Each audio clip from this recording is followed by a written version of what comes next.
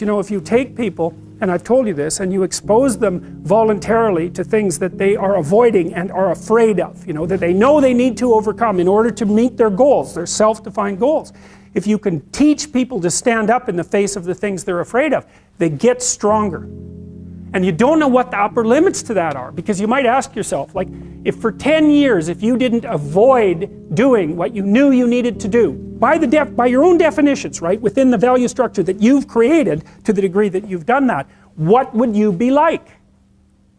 Well, you know, there are remarkable people who come into the world from time to time, and there are people who do find out over decades-long periods what they could be like if they were who they were, if they spoke their being forward.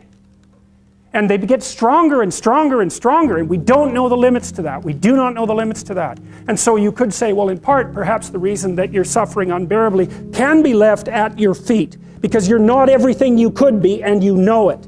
And of course, that's a terrible thing to admit, and it's a terrible thing to consider, but there's real promise in it, right? Because it means that perhaps there's another way that you could look at the world, and another way that you could act in the world, so what it would reflect back to you would be much better than what it reflects back to you now. And then the second part of that is, well, imagine that many people did that, because we've done a lot as human beings. We've done a lot of remarkable things, and I've told you already, I think before, that today, for example, about 250,000 people will be lifted out of abject poverty, and about 300,000 people attached to the electrical power grid.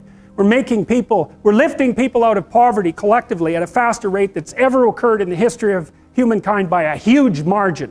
And that's been going on unbelievably quickly since the year 2000. The UN had planned to have poverty between 2000 and 2015, and it was accomplished by 2013. So there's inequality developing in many places, and you hear lots of political agitation about that. But overall, the tide is lifting everyone up, and that's a great thing, and we have no idea how fast we could multiply that if people got their act together and really aimed at it. Because, you know, my experience is with people that we're probably running at about 51% of our capacity. I mean, you can think about this yourselves. I often ask undergraduates how many hours a day you waste, or how many hours a week you waste, and the classic answer is something like 4 to 6 hours a day. You know, inefficient studying, watching things on YouTube that not only do you not want to watch, that you don't even care about, that make you feel horrible about watching after you're done. That's probably 4 hours right there. You know, you think, well, that's 25 hours a week, it's 100 hours a month, that's 2.5 full work weeks, it's half a year of work weeks per year.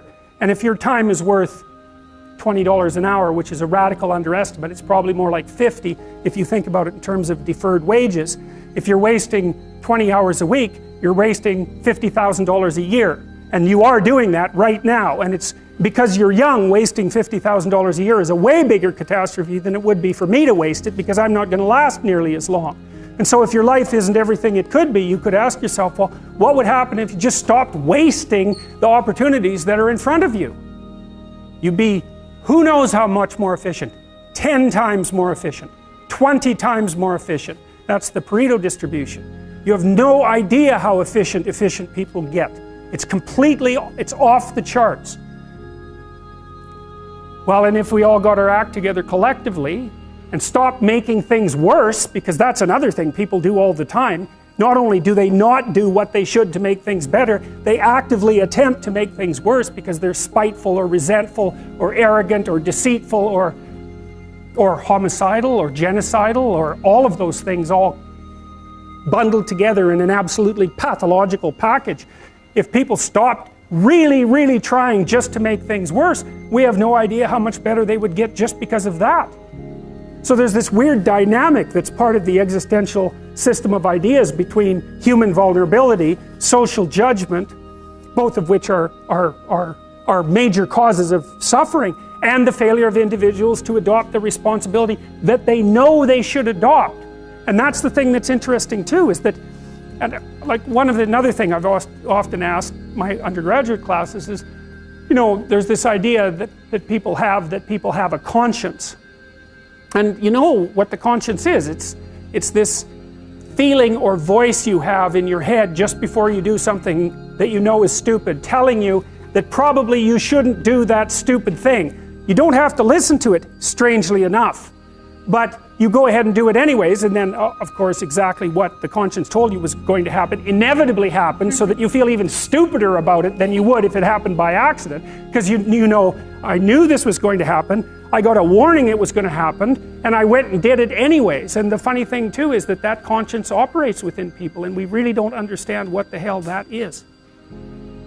So you might say, well, what would happen if you abided by your conscience for 5 years or for 10 years? What sort of position might you be in? What sort of family might you have?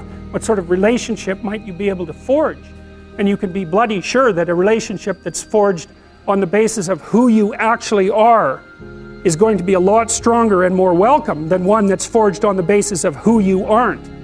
Now, of course, that means that the person you're with has to deal with the full force of you in all your ability and your catastrophe, and that's a very, very difficult thing to negotiate. But if you do negotiate it, well, at least you have something, you have somewhere solid to stand, and you have somewhere to live, you have a real life. And it's a great basis upon which to bring children into the world, for example, because you can have an actual relationship with them instead of torturing them half to death, which is what happens in a tremendously large minority of cases. Well, it's more than that too, because, and this is what I'll close with, and this is why I wanted to introduce Solzhenitsyn's writings to you. You see, because it isn't merely that your fate depends on whether or not you get your act together and to what degree you decide that you're going to live out your own genuine being. It isn't only your fate, it's the fate of everyone that you're networked with. And so, you know, you think, well, there's 9 billion, 7 billion people in the world. We're going to peak at about 9 billion, by the way, and then it'll decline rapidly, but 7 billion people in the world, and who are you? You're just one little dust mote among that 7 billion, and so it really doesn't matter what you do or don't do, but that's simply not the case. It's the wrong model, because you're at the center of a network. You're a node in a network. Of course, that's even more true now that we have social media. You'll know 1,000 people, at least, over the course of your life. And they'll know 1,000 people each, and that puts you one person away from 1,000,000, and 2 persons away from 1,000,000,000. And so that's how you're connected, and the things you do, they're like dropping a stone in a pond. The ripples move outward, and they affect things in ways that you can't fully comprehend, and it means that the things that you do and that you don't do are far more important than you think. And so if you act that way, of course, the terror of realizing that is that it actually starts to matter what you do. And you might say, well, that's better than living a meaningless existence. It's better for it to matter.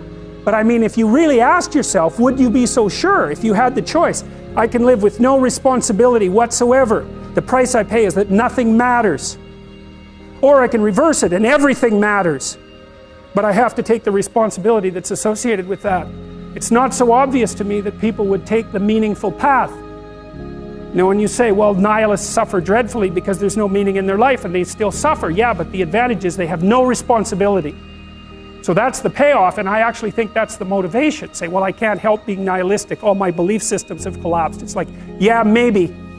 Maybe you've just allowed them to collapse because it's a hell of a lot easier than acting them out. And the price you pay is some meaningless suffering, but you can always whine about that and people will feel sorry for you, and you have the option of taking the pathway of the martyr, so that's a pretty good deal, all things considered, especially when the alternative is to bear your burden properly and to live forthrightly in the world. Well, what Solzhenitsyn figured out, and so many people in the 20th century, it's not just him, even though he's the best example, is that if you live a pathological life, you pathologize your society. And if enough people do that, then it's hell. Really. Really. And you can read the Gulag Archipelago if you have the fortitude to do that, and you'll see exactly what hell is like. And then you can decide if that's a place you'd like to visit, or even more importantly, if it's a place you'd like to visit and take all your family and friends. Because that's what happened in the 20th century.